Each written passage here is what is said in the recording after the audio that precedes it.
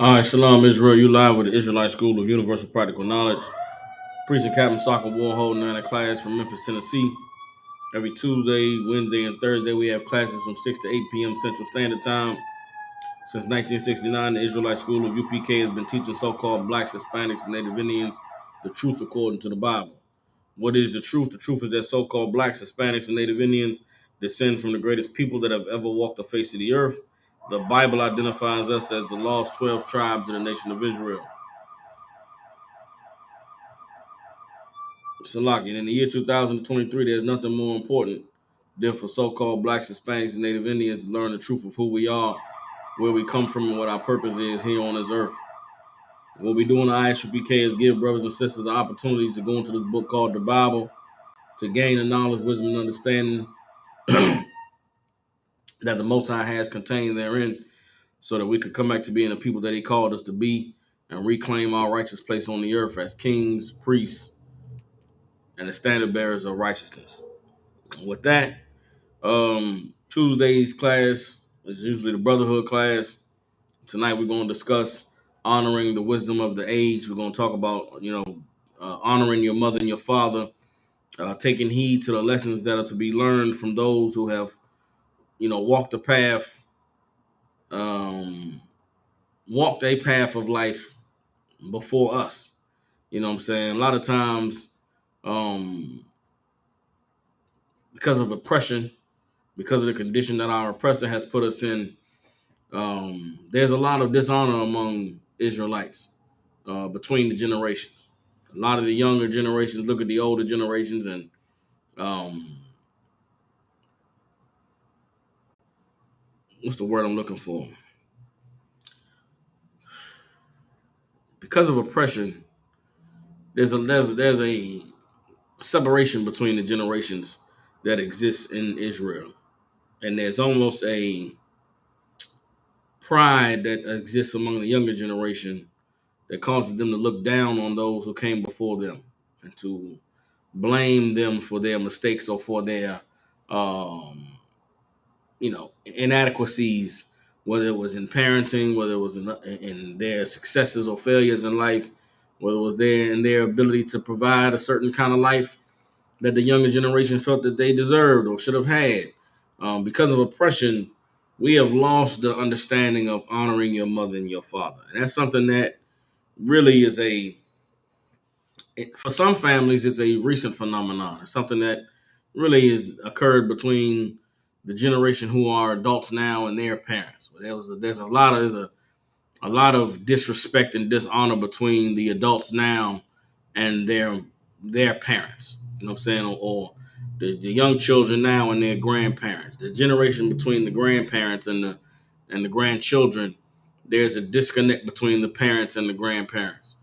And it was like that for some families, even going back a couple generations ago. But there were a lot of families who were maintained their honor and maintained their dignity and their strength as a family and their love for one another and their, um, you know, um, strength to stick together through the oppression that befell us in the last generations. You know what I'm saying? And what I'm specifically speaking about is the crack era generation. There's a lot of division between the children who were born during the crack era and their parents who were adults at that time.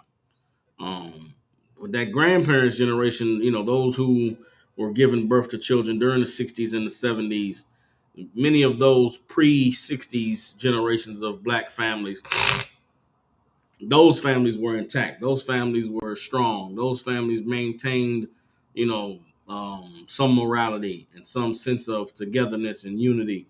But what occurred during the late 70s and the 80s and into the 90s really caused a great division among a lot of families in Israel. And now those children who were born, or those who were adults in the late 70s, 80s, and 90s, there's a lot of dysfunction between them and their children who were born during those generations.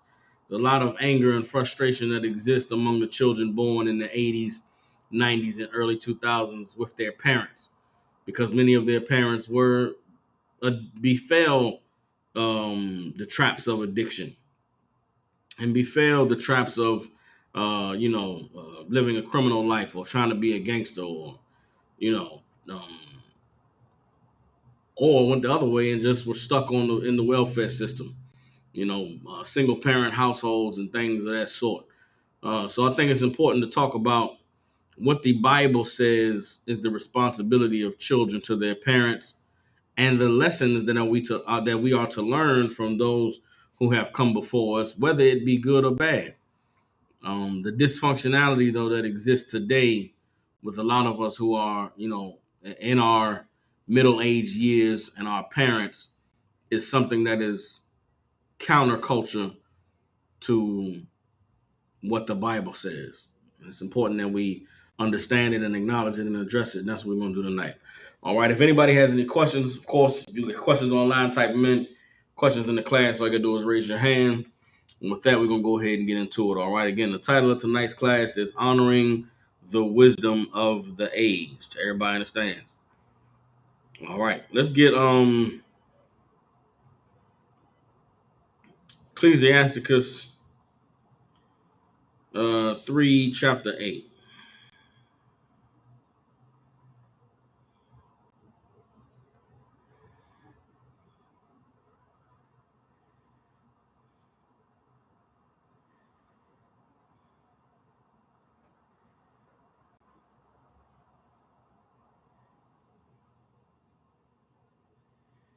Yeah, this is heavy. Let's get Ecclesiastes chapter 3. We're going to start at verse 5, all right?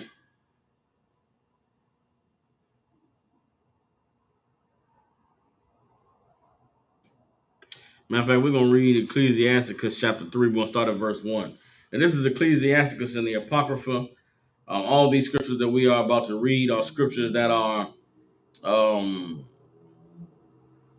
written to depart wisdom unto a son or someone who is younger. This is like a parent speaking wisdom to a child.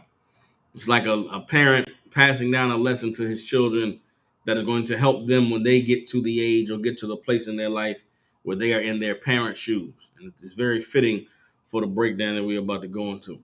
So, Laki, I need y'all to give me about 30 seconds. I got to go and turn this air conditioner on because it's hot in here. It's springtime in Memphis, Tennessee. It was warm today, about 75 degrees, and it's hot in this classroom.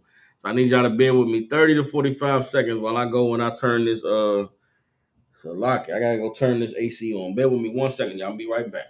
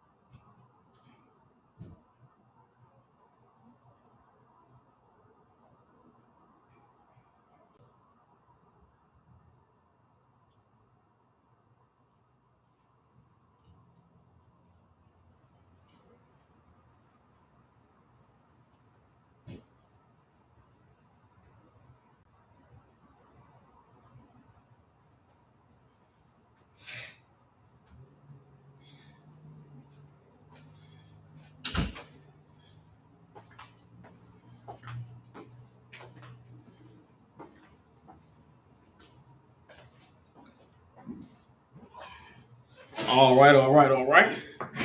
All right, so Lockie, we back. Now hopefully I can get through this class. Let's go ahead and get into it. All right, again, Ecclesiasticus chapter 3, starting at verse 1 in the Apocrypha. Let's go ahead and get it. Hold up. All right, this is Ecclesiasticus chapter 3, verse 1 says, Hear me, your father, O children, and do thereafter that ye may be safe. Hear what I'm telling you, children, and do it so that afterwards you may be safe. For the Most High has given the father honor over the children, and has confirmed the authority of the mother over the sons. What does that mean? The Most High has given the father honor over the children. What does it mean to have honor over the children? And it says, has confirmed the authority of the mother over the sons. What is that speaking of?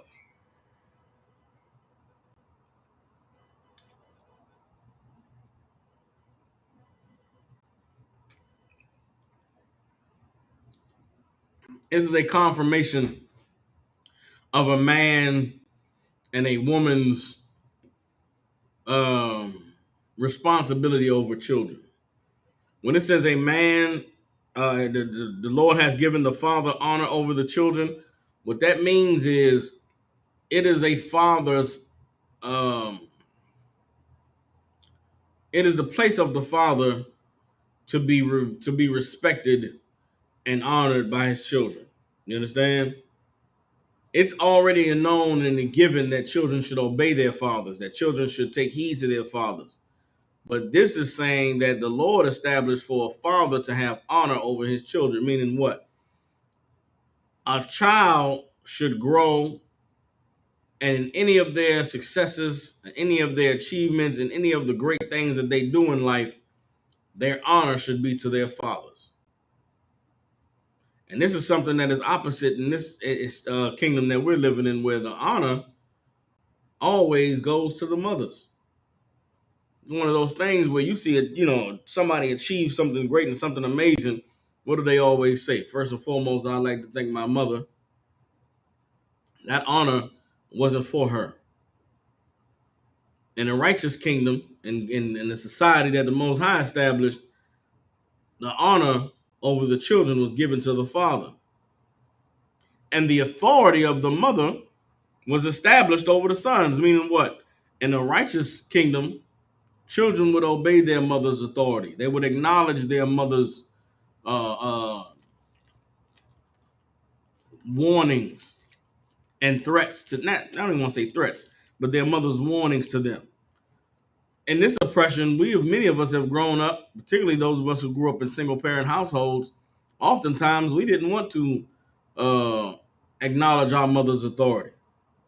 Many of us oftentimes would, do what we could to get by on our mothers, lying to them or telling them what they wanted to hear, when that is not the way that it was meant to be in a righteous kingdom. In the society that God established, the mothers had the authority over the sons, meaning whatever mom said, that's what you was to do, while also honoring your father. You understand? Let's keep reading. Verse 3. Whoso honors his father makes an atonement for his sins. Whoso honors his father makes an atonement for his sins. What does that mean? To honor your father makes an atonement for sins. Meaning you could do many things wrong in your life, but to honor your father could make some of those wrongs as if they never happened. This is important because oftentimes many of us choose a path in life that is not the one that our parents chose for us. That is not the one that brings honor to our mothers and to our fathers. But when you choose a path that goes contrary to what it is, you live a lifestyle that goes against what you were raised, that brings dishonor to your mother and your father. You understand? And oftentimes, living a life that goes against what we were raised, we turn around and then blame the people who led us and told us not to go down those paths. How many people have you known who chose a life that went against what they were raised, and then they turn around and try to blame their parents for their situation or blame their parents for their circumstances? When that is a dishonor, man, that is a dishonor to your father to do something like that. The Bible is saying he who honors his father makes an atonement for sins. You could grow up in a household and you see how your father moves and how he does things, and you could Man, you know what? Man, I don't want to be like my daddy. I want to do my own thing. I want to do something different. You go do something different and it doesn't work out. And guess what? You return to honor your father. You return to say, you know what, Pops, man, you tried to lead me right.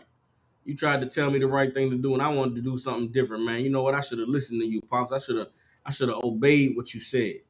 I should have took heed to what you was trying to tell me. I didn't understand when I was a child, but now that I'm a man, man, I understand you was just looking out for me. Man, that could take away some of your sins. That could make up for the mistakes and the wrongs that you did in life by honoring your father. Hell, let's say you go the other way and you follow and you follow the leadership and the guidance of your parents, and you do the right things that they tell you to do, and you avoid the wrong. Guess what? That life that you have as a result of being a good child, it'll bring honor to your mother and father. It'll bring honor to your father because someone will ask you one day, "Hey man, how did you end up like this? How did you avoid?" Listen, man. I know for a fact. I look at my uncles and my aunts. I look at my family, people who raised me. And I used to always say, as a young child, I watched my grandfather. And my grandfather had 7 children and a wife and a bunch of grandkids. And it didn't strike me at the time, but I knew that my grandfather was a great man because of a lot of a lot of other reasons. He spoke 7 different languages and could play the saxophone and wrote poetry and was a preacher and did amazing things, right? And when I was young, I thought that is what made my grandfather great. But as I became a young man and, got in my teenage years and began to understand life and started to encounter some of the perils that were out there, drugs and gangs and different things that was going on in the streets, man, I gained a very new and different, profound respect and honor for my grandfather because I looked at him and I said, this man had 7 children and raised them through the midst of the crack epidemic. I was born in 1986, right?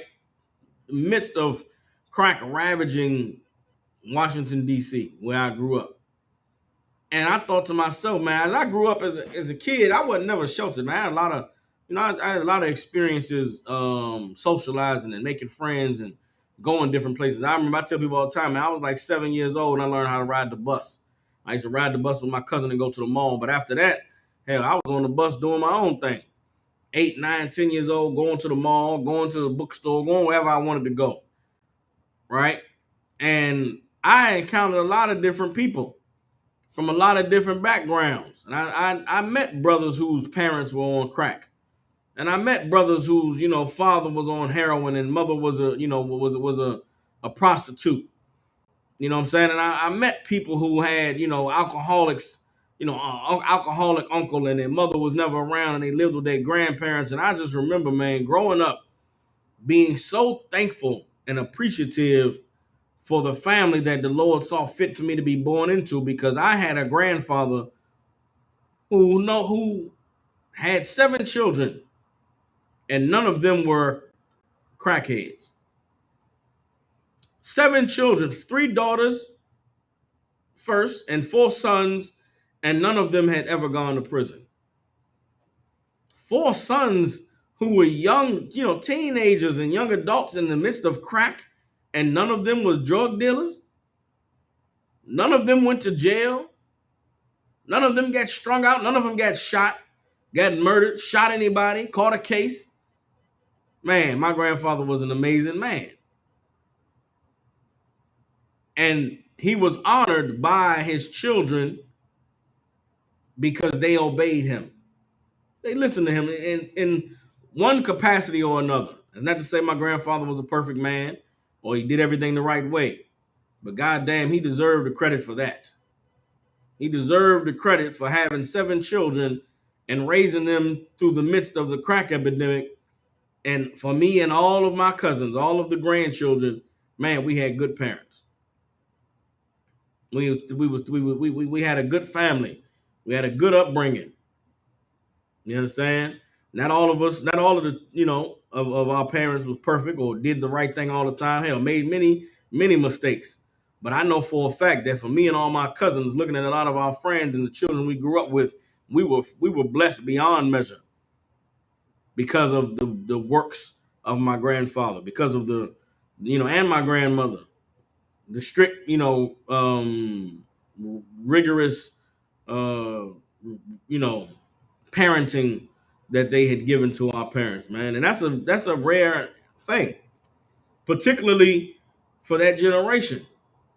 So many families were torn apart by crack, not just by the smoking of crack, the selling of it, the murdering that went on around it, the robbing and the stealing and the looting and the very tearing at the fabric of what a family was supposed to be. Man, the crack epidemic did so much damage to black families. And I thank the Most High that for the most part, what I'm saying, it impacted my family, but very minimally compared to how it impacted others. And for my uncles who honored their father, it made an atonement for their sins. Like I said, nobody's perfect. And my family, for God, for damn sure, was not nowhere near perfect. But damn, man, my grandfather kept them boys from being in the streets hustling. He kept his sons from being on the block selling drugs or smoking them. Kept his daughters from being dishonorable women, from being prostitutes and strung out on the corners and just never being there for their children. That's not something that we experienced as kids growing up. That's not something that anybody in my family can say that we had to endure. Why? Because our parents had an honorable father and an honorable mother. Everybody understands. This is Ecclesiastes chapter 3, verse 4. And he that honoreth his mother is as one that layeth up a treasure. Again, what does it mean to honor your mother and your father? To respect them for what they did in bringing you into this world. To respect them for what they did in raising you and taking care of you when you were a child. Honoring them, appreciating them for the ways that they looked out for you when you couldn't look out for yourself. How do you honor your mother and your father? When their time comes, when they are old and when they are gray and when their days have passed them, you make sure you're there to take care of them. Remember, in our culture, action, everything is action. Nothing is a feeling. Belief is an action. Faith is an action. Honoring your mother and your father is an action. It's taking care of them, looking out for them. Everybody understands. Verse 5, whoso honors his father shall have joy of his own children.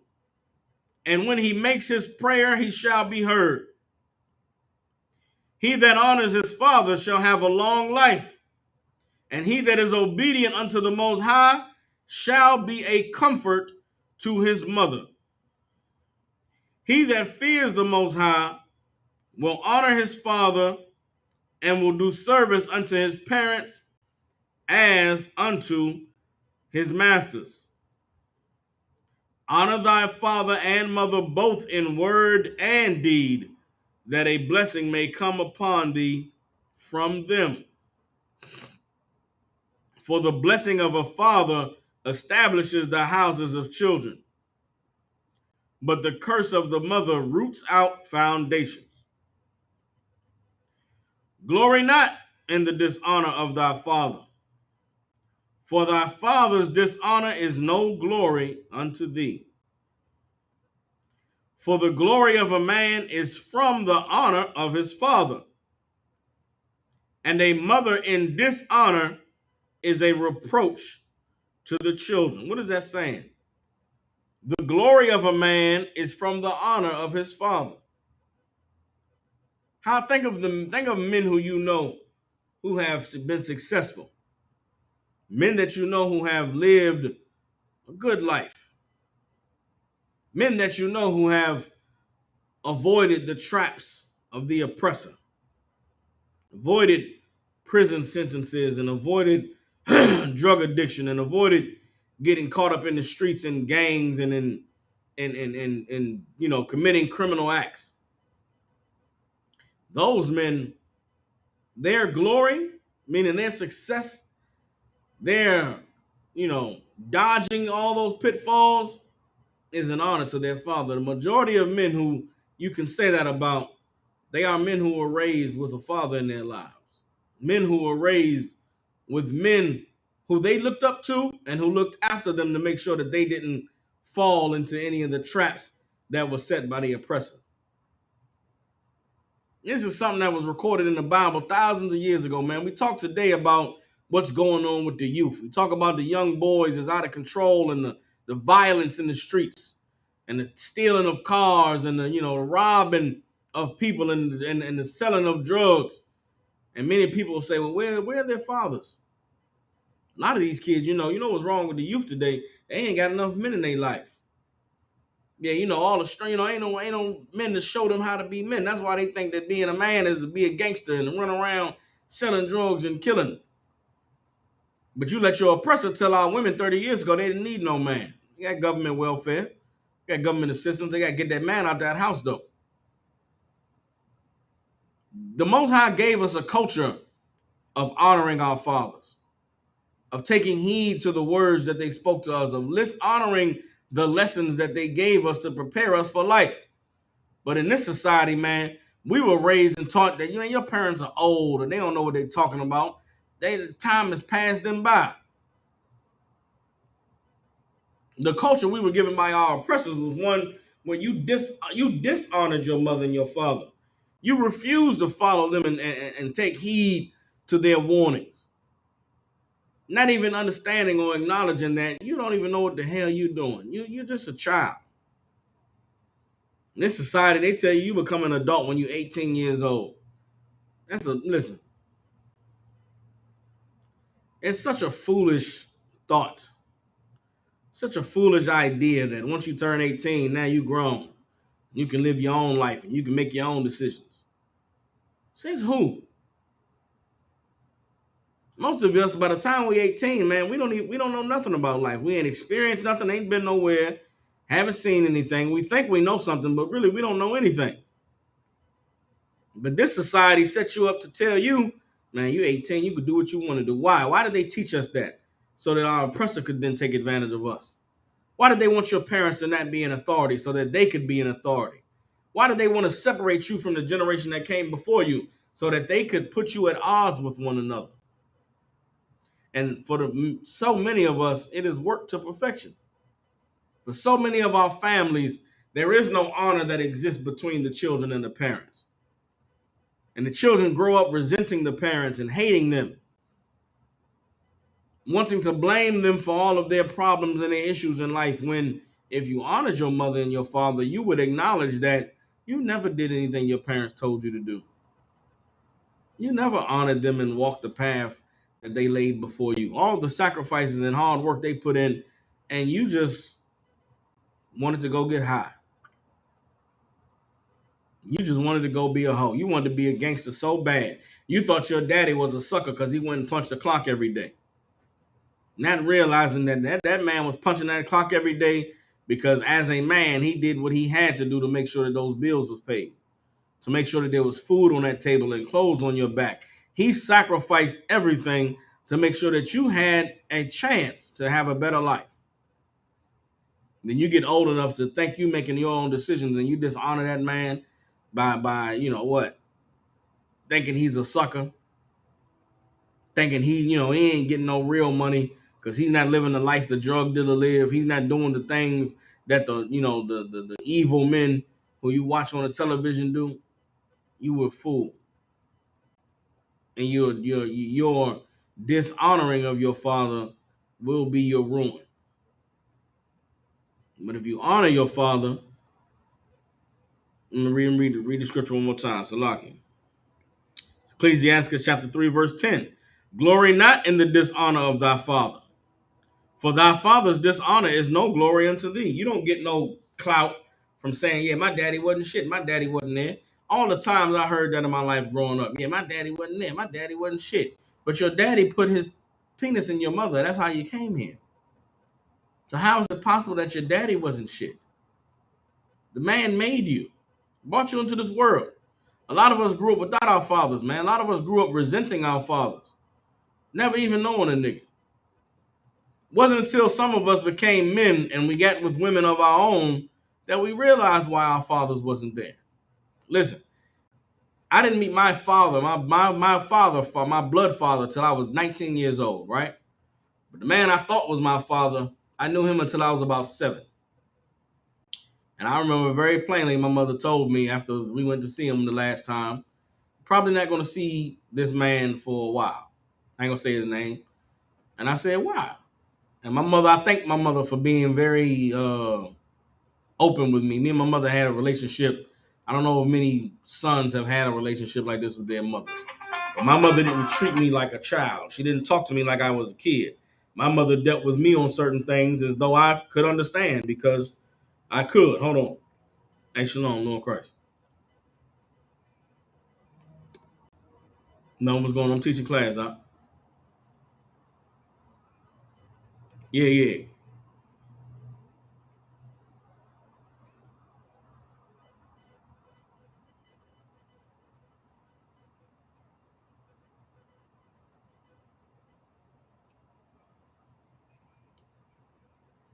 He ain't been reported to me. I can tell you that now. But listen, if I could, I'm teaching class right now. Let me call you back when the class is over. No sweat. All right, shalom, Lord Christ. So, Lucky, like I was saying, um, my mother always dealt with me as though I could understand things, even from a young age, and it's because I could. And I remember about 7 years old, the man I thought was my father, we saw him for the last time, and she told me, "You probably ain't gonna see him anymore." And I asked her why, and she said, "Well, I told him that I didn't want to deal with him anymore." And he said, if I didn't want to deal with him, then he didn't want to deal with you. And I was like, oh, okay. And at that age, I understood then that, well, this man was only in my life if he could be with my mother. And if he couldn't be with my mother, then he didn't want to have anything to do with me. No sweat. For me, it was no sweat because I had my grandfather. I had my uncles. I had strong men in my life. And this was just a nigga I went to see, every couple months anyway. You know what I'm saying? But I understood that was why he wasn't there. So as I grew up, wasn't sad about it, wasn't angry about it, wasn't upset about it. Hey, shit, he wasn't getting nothing from my mother. He didn't want nothing to do with me. That's life. Then I grew up and became I didn't, I understood it, but it didn't, the whys or whatever weren't important to me at that time. Then I grew up and became a man, and the process of time, my mother came to me and she knew at that time that the man I thought was my father growing up was not my father. That there was another man who was my father. And for her, it was a big deal that I would meet him and know him. And for me, it was like, well, shit, my granddaddy was my daddy anyway. I didn't bother me. But I remember meeting my father, and meeting him was a eye opening experience because I was so much like my father, but had never known he even existed. It was crazy to me, right? But I say all that to say, I remember having a conversation with my mother about the man who was my father and something that she thought to herself. One day they were on a date. He was taking her around and showing her places where he thought were ideal to raise a family, places that he thought were decent places to live. And I remember my mother told me that when he was taking her to show her these places, she said to herself, "This man's thinking too small for me. There's no way I could ever live in such a small place or be content raising a family in such a little house. I don't want no little house like that." And at that time, I was a man. My mother told me this. And I remember thinking to myself, well, that's why the nigga wasn't around. Like, he trying to show you something that he thinks is great. He trying to say, yeah, baby, I'm gonna get us a house and we're gonna have us a place and we'll get us a nice little house like this. Now, granted, little ass tiny house, too big, shotgun house, front door to the back door, you see through the whole house. But to him, that was being a man. That was we're gonna have a family and we're gonna have this little house. But in her mind, that little house was too little. And this man who's happy with this little house is too little of a man for me. That was, from what I gathered, that's what was in her mind. And so, all right, bitch, if this house ain't good enough, fuck you then, ho. Find me a bitch who would be happy in this little house. Excuse my language. But I understood as a man, that's why my father was never around. My real father, I know why he was nowhere in the picture. Because this woman, my mother, thought that he thought too small for her. And so she didn't want to be with a man who thought too small. All right, no sweat. Good luck, you and that child. Lord be with you.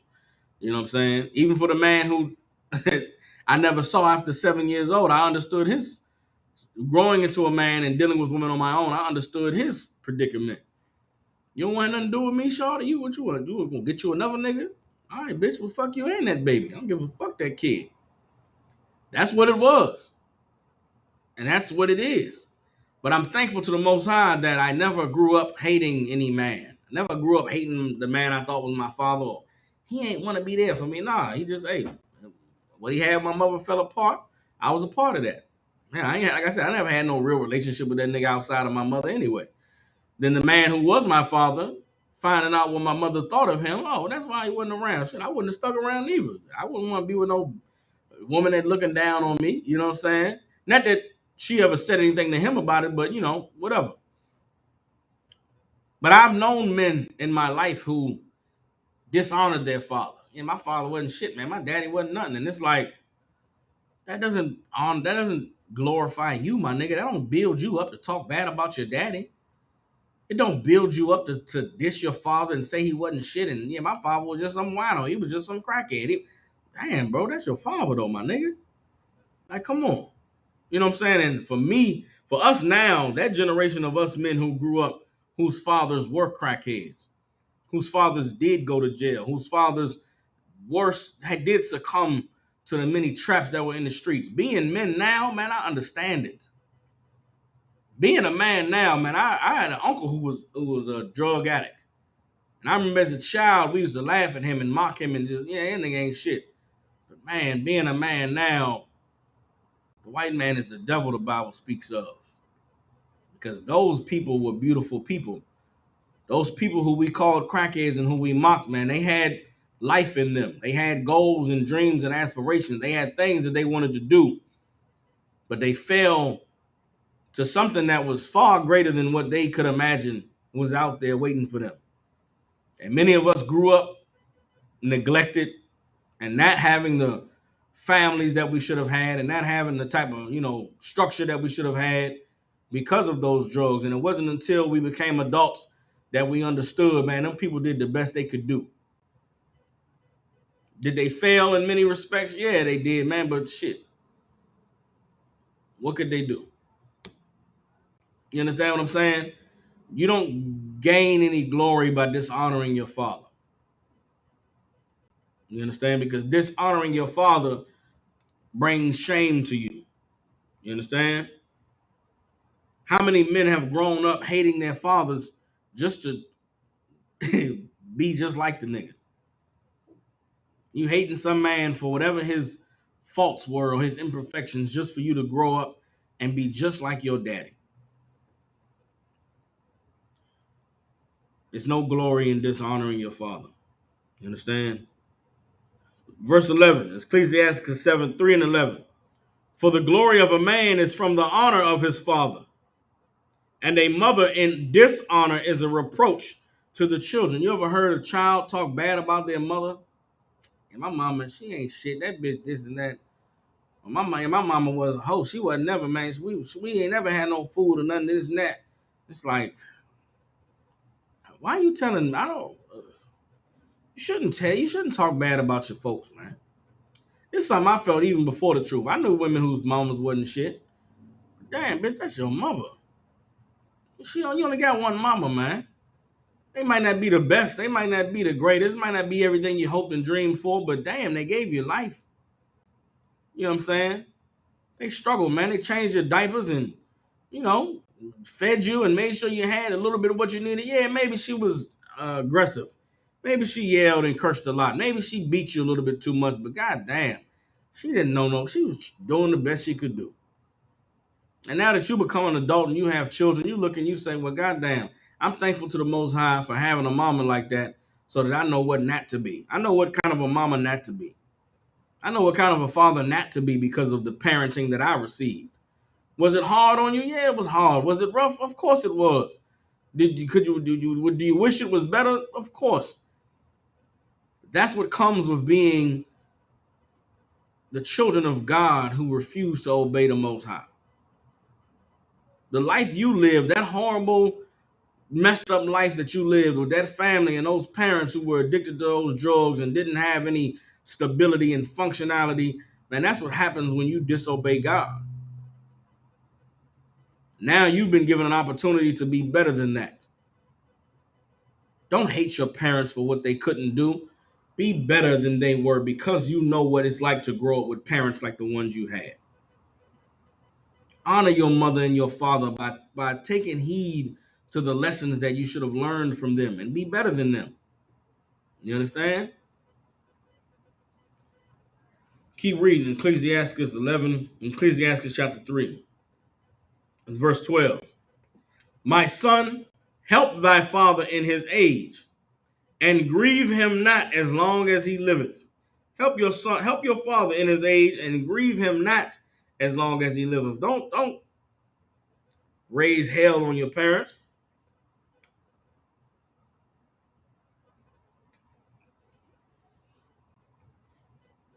Don't beat them down and discard them. Don't hate them. You know what I'm saying? For being who they are. Honor them. Be there for them. Now, there's limitations to that. Just like you were a child, your parents took care of you, right? What happened when you began to rebel against your parents?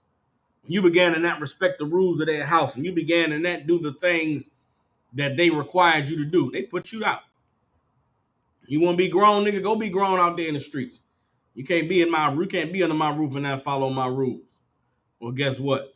You have to take on the same role in honoring your parents. You have parents who you want to take care of. You want to be there for them in their old age.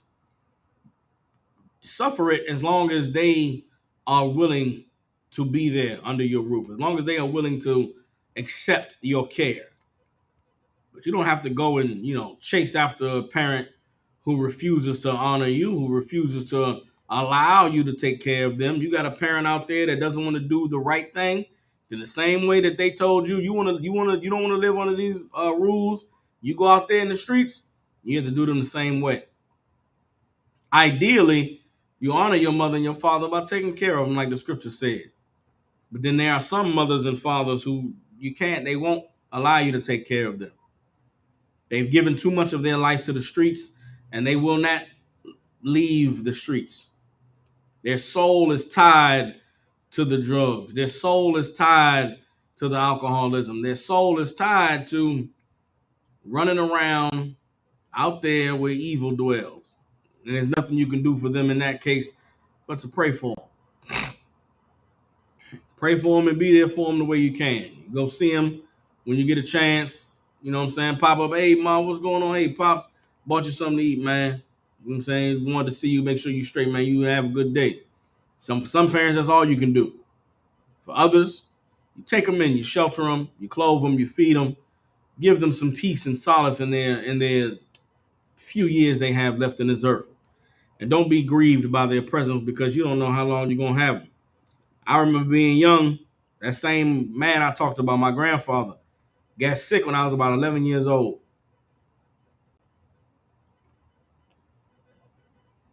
And I was a kid, and my aunt took him in. So my aunt took in my grandfather, took me in, took in two of my little cousins. And my grandma, my aunt held it down. Trying not to get emotional, right? But those last few years I got to spend with my grandfather, getting him up in the morning, washing him up. You know, he was in a wheelchair, helping him get to the bathroom and use the bathroom and getting him out and get him off the bathroom and, you know what I'm saying, rolling him into the living room. All of those years that I spent being able to take care of my grandfather and watching me really trying not for my aunt to struggle so much in doing it because of seeing her go through that and having those years with my grandfather.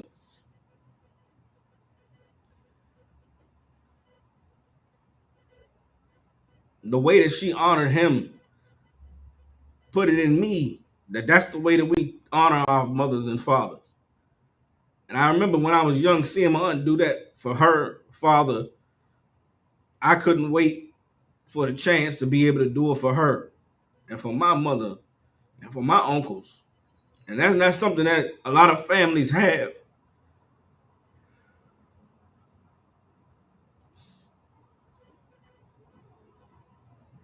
But it is an honor to be able to have them people in their old age to get them a little bit of comfort and a little bit of, just, man, make their days easier.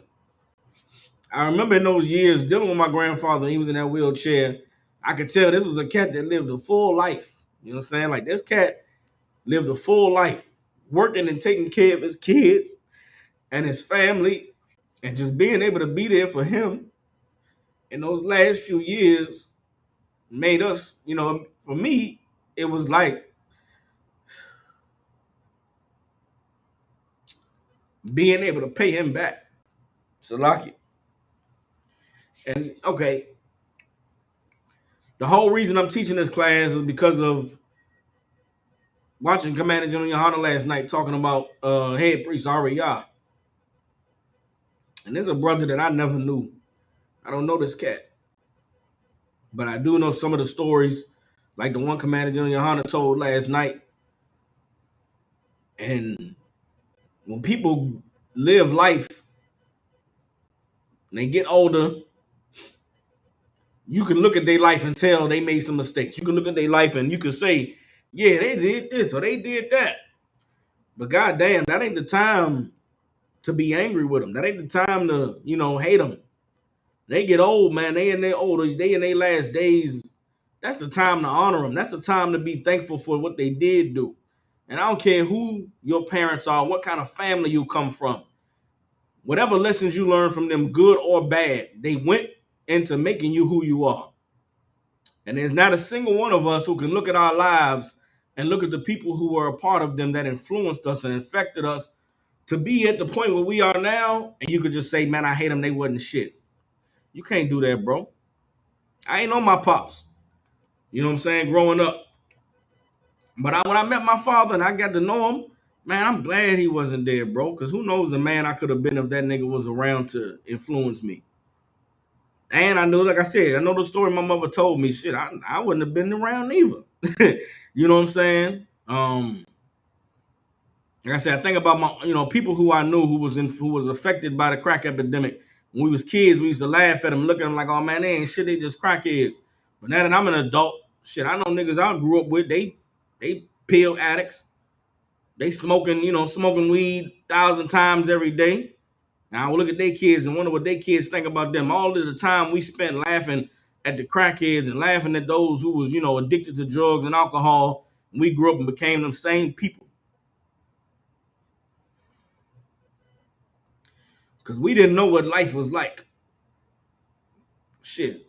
I don't know what life was like in the 80s and the 90s. I don't know what kind of pressure them folks was under, what they was dealing with, what drove them to choose that life. I'm thankful the Most High didn't have me to choose it. But I wouldn't just sit around and say they ain't shit and they ain't nothing. Because that's not true. They're not that shit. They people who was oppressed by the goddamn devil. And they didn't know that the way that they were moving and the path they was choosing was going to lead them down that goddamn road. I know for a fact, none of the crackheads I ever knew, man, if they could go back, man, they wouldn't have smoked no goddamn crack. They wouldn't have chose that shit, man. They would have took care of their kids, been there for their families. They would have loved their people. But they didn't know no better. And we in a position we in now, we are no better than them, except the Lord has had mercy on us. For many of us, the Lord had mercy by showing us them. We had to grow up watching them suffer and watching them go through what they went through so that we could be here now and say, man, I thank the Lord that it wasn't me. I'm thankful he allowed me to have a different option to choose another path.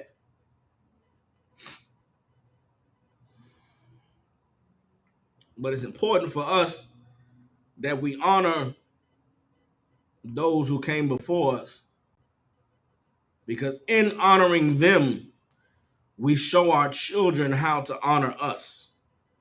If we sit around and we hate these old folks for their mistakes, hate them for the shit that they didn't do that we thought they should have did, your kids gonna grow up and do the same thing to you. But if you honor them, you pray. Like I said, nobody perfect. My grandfather was an amazing man, but he wasn't perfect. But I ain't never heard nobody talk bad about him. All of the negative things that I might know about, shit, I know it. I shouldn't even know it. But that shit don't get brought up when you think about him. That shit don't get brought up when you you look at all of the great things that they were able to do. You know what I'm saying? So because of that, I know to honor my parents. I know to honor my aunts and my uncles. Because of the way that they honored their father, that's the way they deserve to be honored. And I'm gonna honor them, praying that my children and my cousins, my nieces, my nephews will honor me the same way. And that's very much what is happening now with the school. You know what I'm saying? With Commander General Yohana honoring Ariana. Man, it hurt me to go on the internet and see niggas saying evil shit about this cat. Talking down on this man who did the Lord used him to do great things. In his old age, did he waver, falter? That's between him and the Lord. That ain't for us to comment on or to judge, nigga. Who the fuck is you? You reading the Bible, man. You read about Solomon. Solomon is the wisest man that ever lived. The Bible is the books that's written by Solomon. But in his old age, Solomon got the tricking and going off.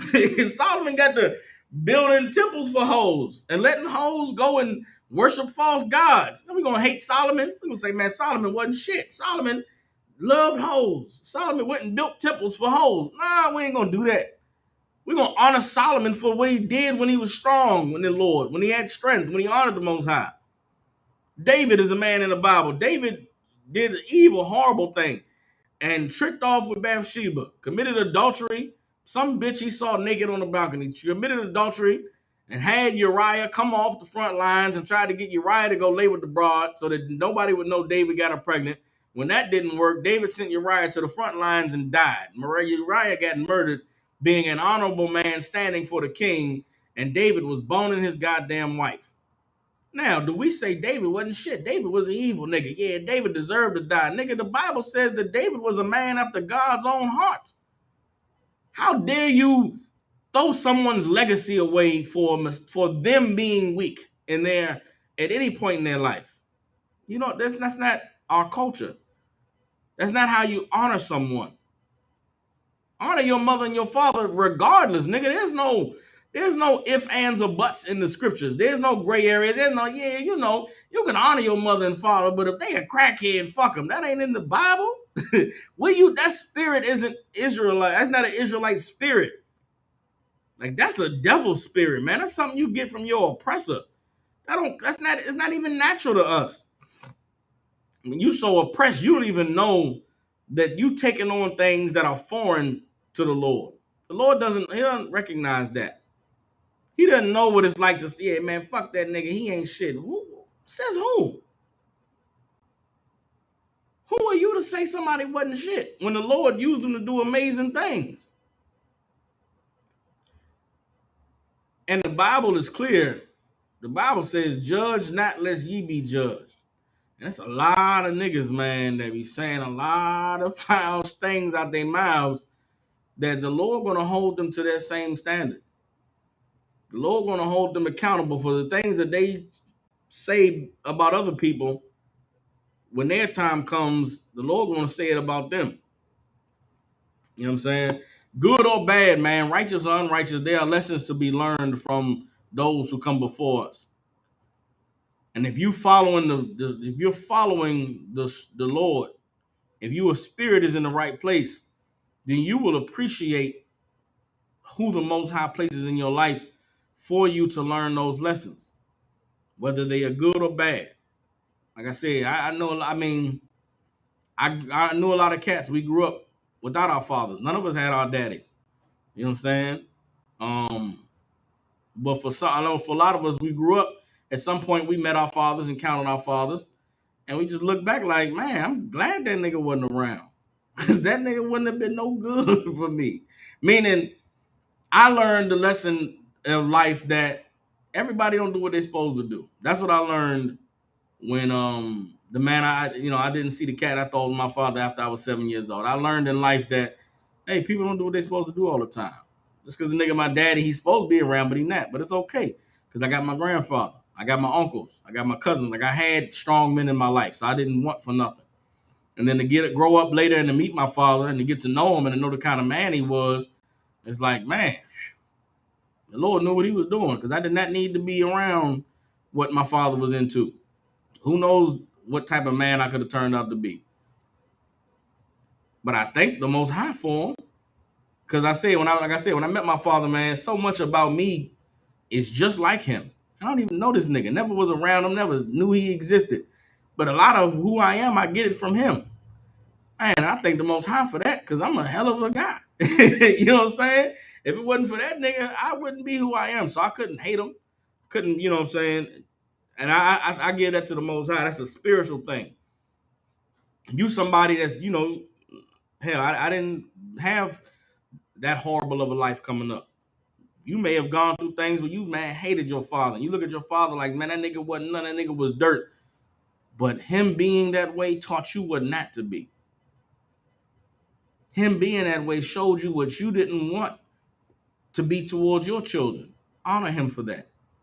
Be thankful to the Most High for giving you that rough cat, you know what I'm saying, who did the things that he did because it taught you what not to be. You know what it's like to be the child of a man like your father was. And if you didn't like that, don't be that man to your children.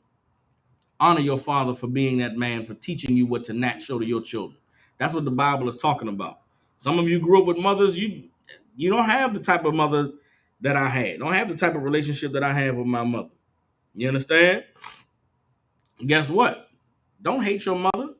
Having a mother like that taught you what type of woman you should avoid in life.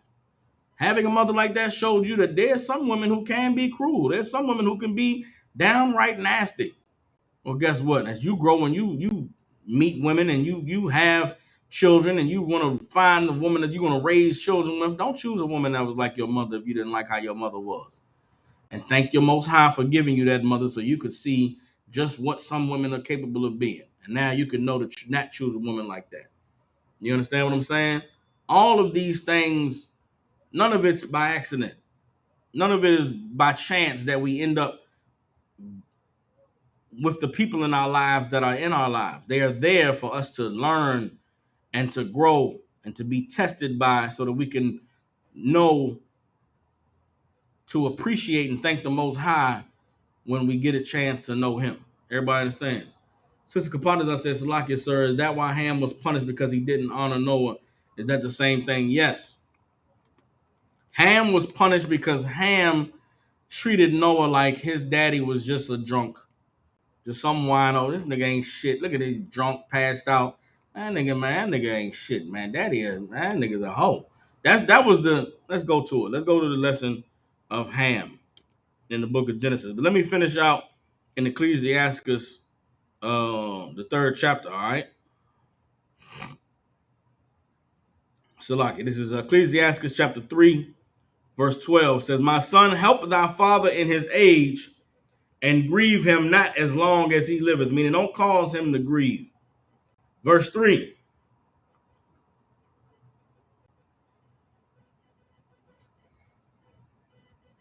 Verse 13. And if his understanding fail, have patience with him, and despise him not when thou art in thy full strength. For the relieving of thy father shall not be forgotten, and instead of sins, it shall be added to build thee up. Everybody understands? Old age is old age, man. And in their old age, people can become weary, can become tired of the fight and the battle, man, tired of the stress and the struggle. And they fail in their understanding. That's what happened with head priest Ariak. For all the men who want to talk evil about him and say he did this and say he did that, he's just an old man. Y'all don't even understand. You go back and you look at them tapes, man. Them cats is in their 60s, bro. on the street corners battling and blazing. These old ass men. Who knows what was going on in their personal lives, going on behind the scenes. Cat's getting old, man. He old, man. He ain't in the days of his strength. Thank the Most High for commanding General Yohana, because when those men became old and they started to fail in their understanding and his full strength, he didn't despise them, man. Being in the truth is the reason why I know not to hate my father.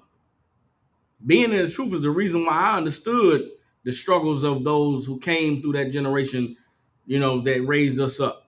It's the reason why I never looked at another. Listen, man, the truth's so amazing. I haven't even never used the word crackhead since I've been in the truth, because I don't look at them people like that no more.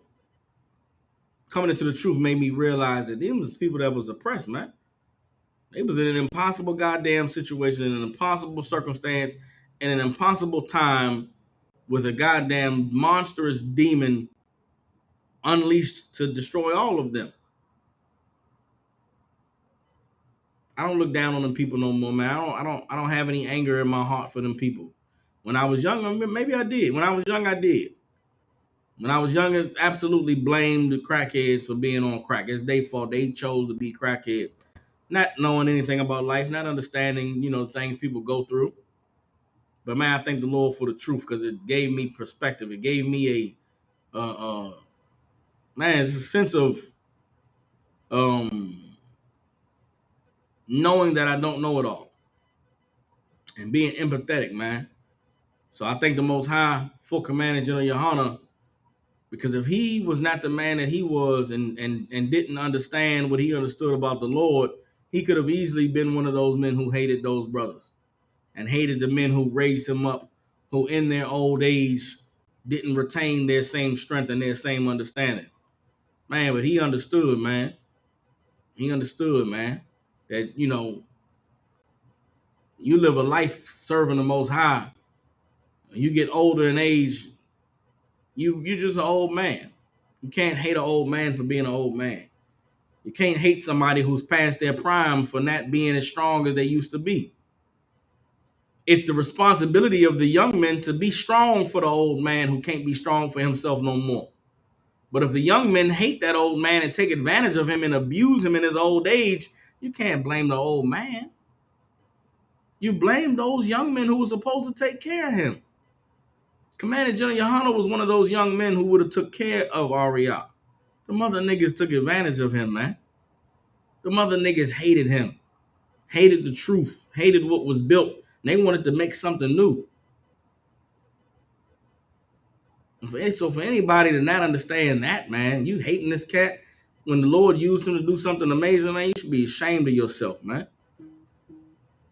I thank the Most High for commanding General Yohana, because he and General Muhammad and General Maya, because they taught us, man, how to honor old folks, man. You hit, man, you listen to these brothers, all of us, these young captains in the truth. A lot of us grew up with reasons to maybe not like our fathers or to hate our fathers. But because of the truth, man, we honor them cats. Look at Captain Tazaryak, man. Captain Tazaryak honors his father, man. Carl Gass.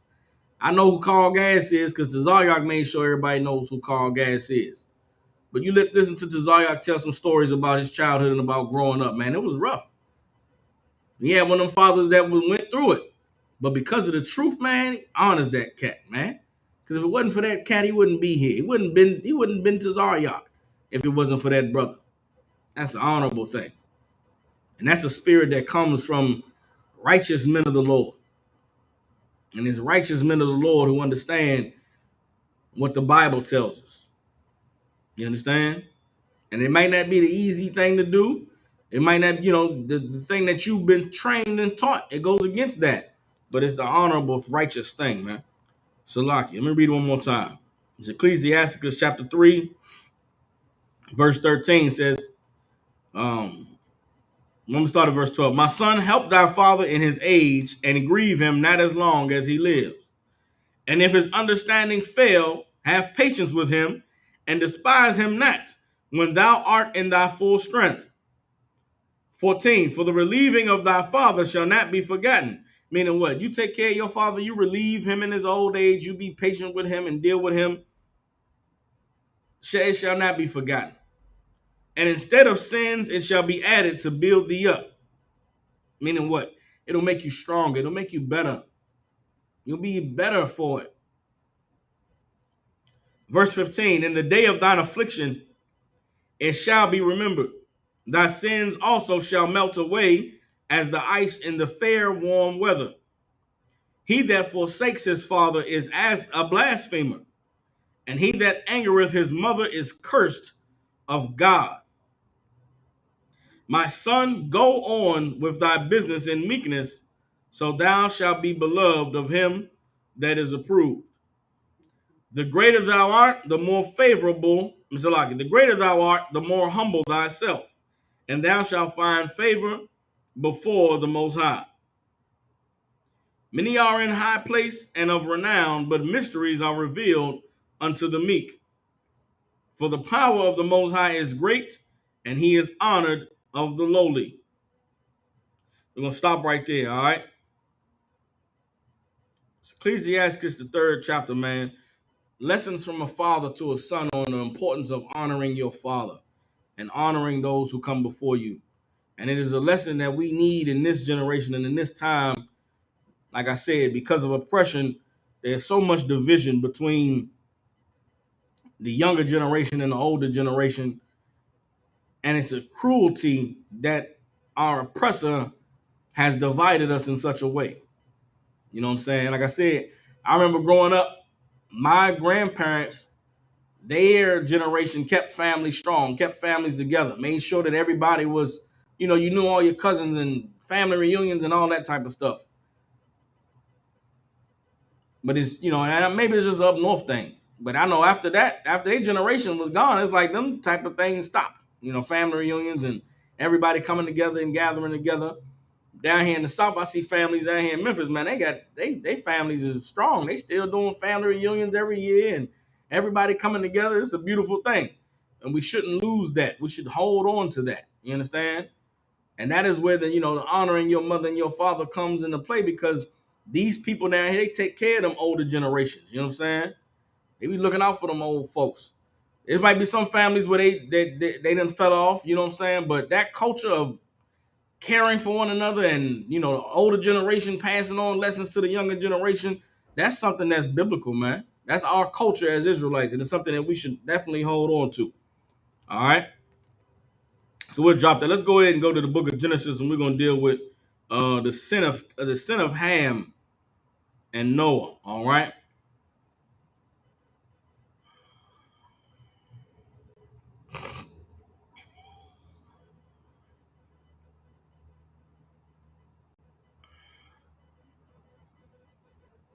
All right.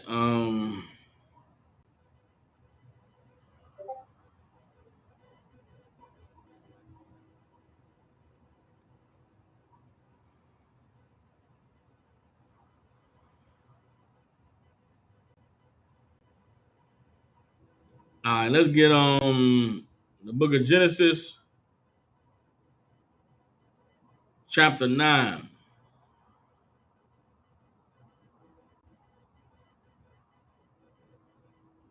and verse 19.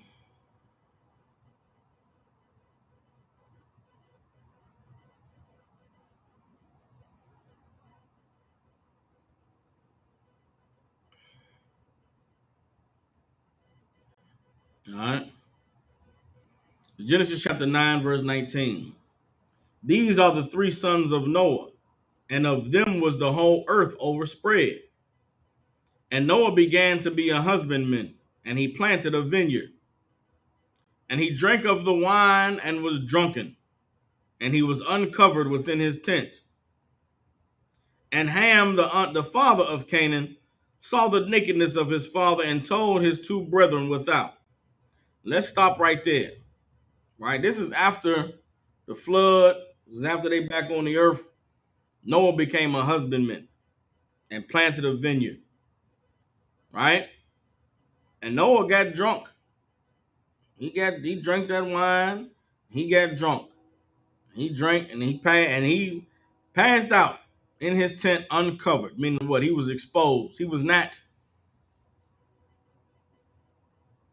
the way a man should be if he was to put himself, go get in the bed the right way. You understand?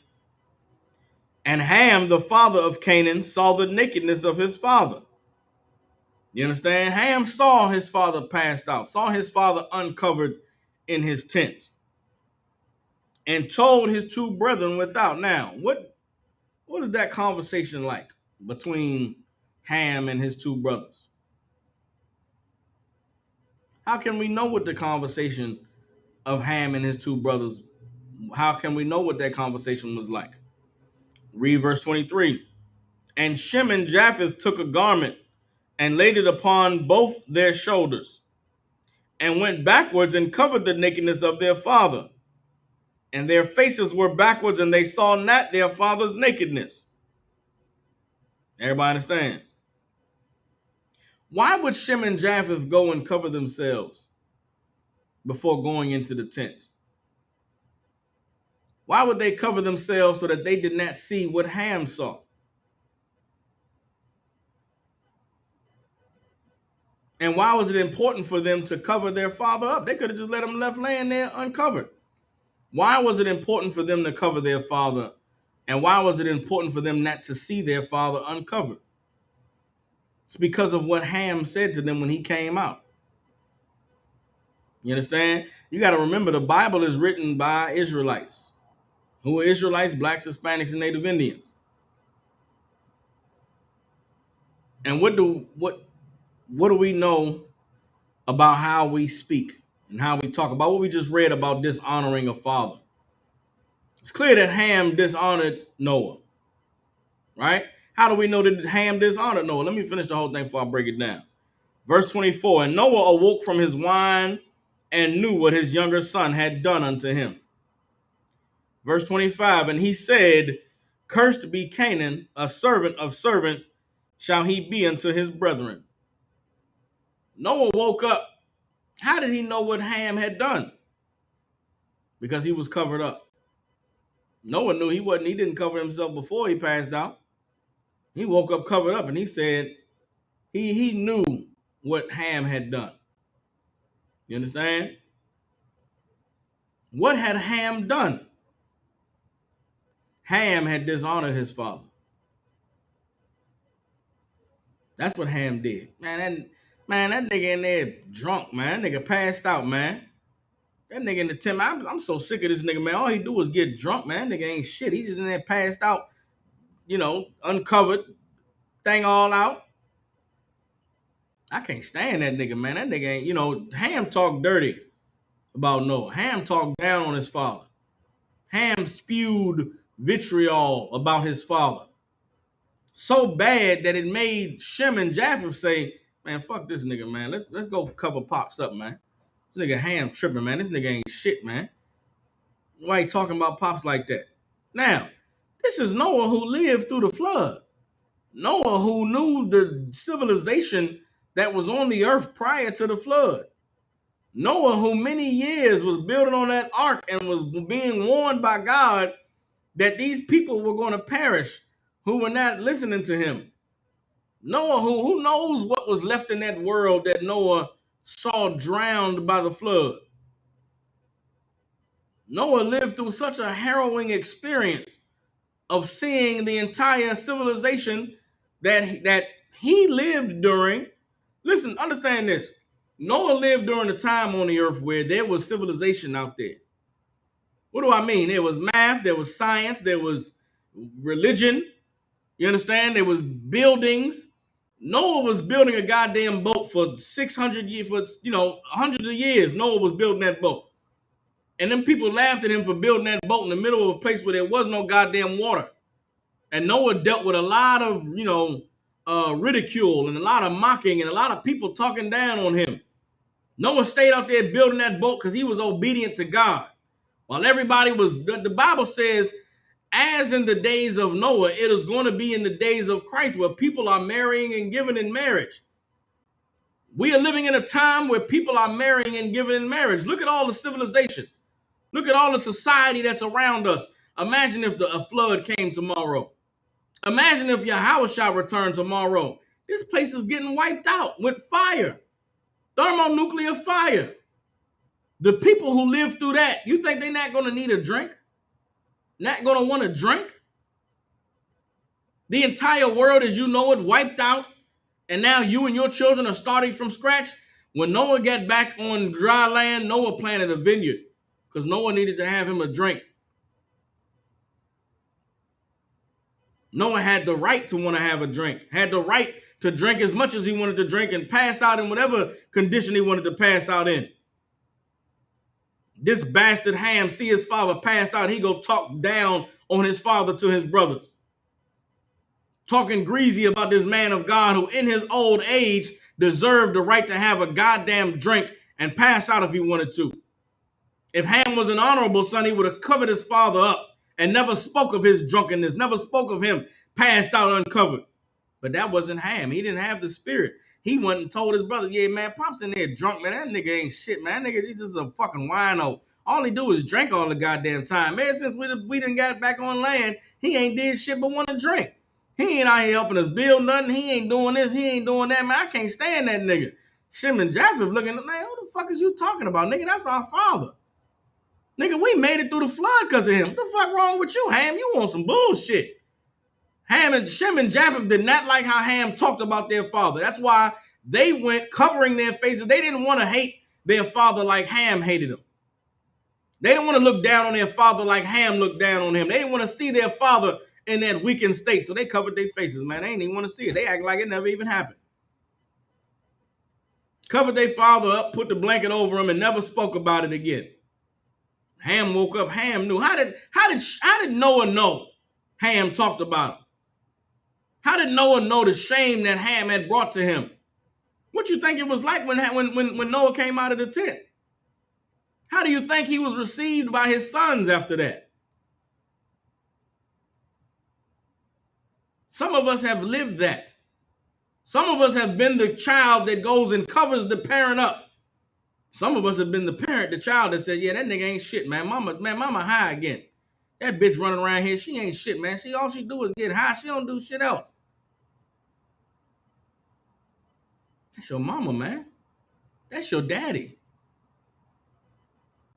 Nobody said they was going to be perfect forever. But you better honor them, man. Look out for them. Cover up they uncleanness. Cover up their nakedness. That wasn't Noah. I mean, that wasn't Ham. Ham didn't give a damn about his daddy's reputation, honoring his daddy or nothing. That's why all the children of Ham went off and disobeyed. No, listen, man, the Bible is about black people.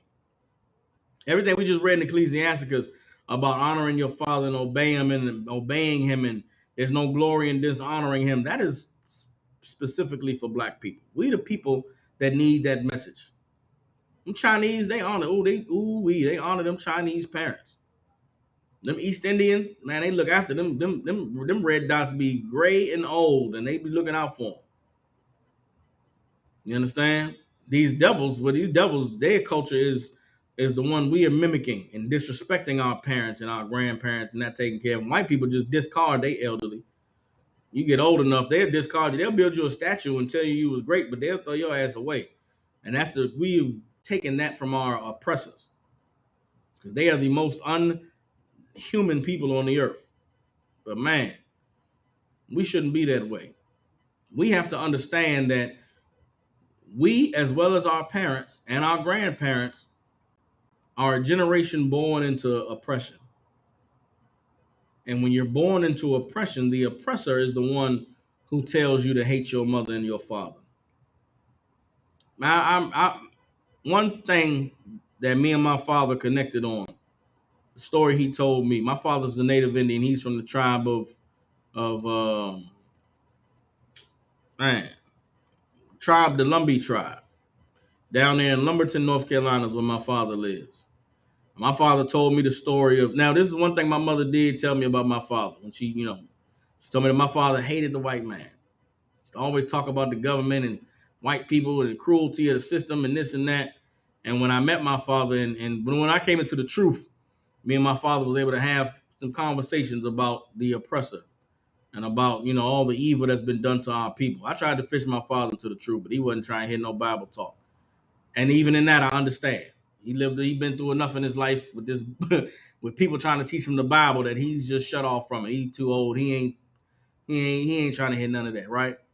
But he told me that when he was a kid, they came and got him when he was about 6 years old. They put him in one of them boarding schools. He said he always hated his mother for letting them white people take him, because they took him to those boarding schools and they taught him to hate everything about being an Indian. Taught him to hate everything about being a Lumberjan, and that his what was in his blood was savage and was foul, and he needed to shake himself of everything that made him native. And he said they forced him to no longer, his mom spoke the original language, but they took that from him in that boarding school, and they was beat, and they was disciplined and being beaten. Different. He told me stories, man, and how it instilled in him a good hatred of the white man. And he's just said that he never forgave his mother. And in him telling me that, it led me to understand the rampant depression and alcoholism and suicide that exists on the reservations. And it's due to the specific type of oppression that this oppressor put on those people. A lot of the current generation of Native Americans or Gadites are people who don't have any connection to their history or their heritage or their culture. And it's not because it was wiped out, but it's because the oppressor took an entire generation and divided them against their parents and caused them to hate the very thing that their parents were. And when those children were given back to their parents, my father said he gave back to his mom about 14. But from 6 to 14, so much had happened to him and so much had changed that he never could forgive her. And so he hated his mother until she died. And it wasn't until he became a man that he understood what had happened to him. And understanding what had happened to him made him hate the oppressor even more. And in learning that of my father, it made me understand a lot of the disconnect that exists between my generation and those who raised us, those who lived through the crack epidemic and, Reaganomics and war on drugs and, three strikes law. Like, it's so much that generation of black people that came before mine had to endure, that for a lot of us growing up, we didn't know what they had been through. We didn't know why they were in the conditions they were in, but we were taught to dishonor them. We were taught to mock them and to ridicule them. But now, having become adults ourselves, a lot of us look back and realize, man, we was wrong for that. We shouldn't have did that. At least I would like to think that we would. The lessons of the Bible are lessons of honoring your mother and your father, regardless of the condition and the circumstances that they found themselves in. Knowing what Noah would have, only imagining what Noah might have went through, living in a civilization, seeing it wiped out with a flood, and then being put back on the earth to restart everything. That brother deserved to have a drink. That brother deserved to pass out drunk every night if he wanted to. Ham should have honored his father, but he did not. And because of it, Noah cursed Canaan. You understand? That comes straight out of the Bible. We read in Ecclesiastes, the 3rd chapter, that a man that dishonors his father, or a man that dishonors his father, I'm gonna get the scripture, and we'll close the class with that. All right.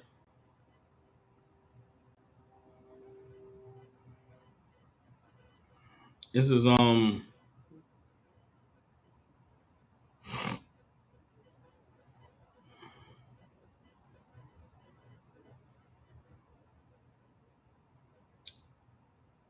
here we go.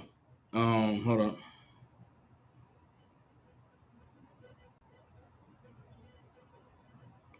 It's Ecclesiastes chapter 3, verse 10. It says, glory not in the dishonor of thy father, for thy father's dishonor is no glory unto thee.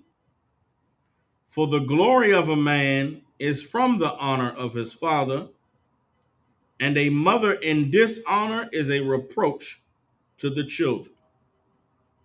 Dropping down to verse 16. He that forsaketh his father is as a blasphemer, and he that angereth his mother is cursed of the Most High. Everybody understands. What Noah did to, what Ham did to Noah was dishonorable. And then Noah cursing Ham, that was righteous in the Lord's sight. Don't be like Ham, man. Don't hold a grudge and be angry and be hateful towards the people who came before you, man. Honoring the wisdom of the aged means paying respects to the lessons to be learned from them, whether they good or bad, whether they were righteous or unrighteous. The Most High put them in your life to show you what you needed to see. And there's a time and a place to honor and to pay respects and to thank the Most High. And that's what we're required to do as Israelites living in righteousness towards our fathers, our mothers, our aunts and uncles, and all of the aged people who the Most High places in our lives. And with that, with the Israelite School of Universal Practical Knowledge out of 1 West 125th Street, Harlem, New York. Since 1969, the ISUPK has been teaching so-called blacks, Hispanics, and Native Indians the truth according to the Bible. What is the truth? The truth is that so-called blacks, Hispanics, and Native Indians descend from the greatest people that ever walked the face of the earth. The Bible identifies us as the lost 12 tribes of the nation of Israel. In the year 2023, there's nothing more important than for God's chosen people to find out the truth of who we are, where we come from, and what our purpose is here on this earth. We have classes in Memphis from 6 to 8 p.m. Central, Tuesday through Thursday from 6 to 8 p.m. Address to the Memphis School is 3000 Walnut Grove Road, Suite 215. 3000 Walnut Grove Road, Suite 215. The call-in number to the school is 901-249-0085. 901-249-0085. With that, shalom.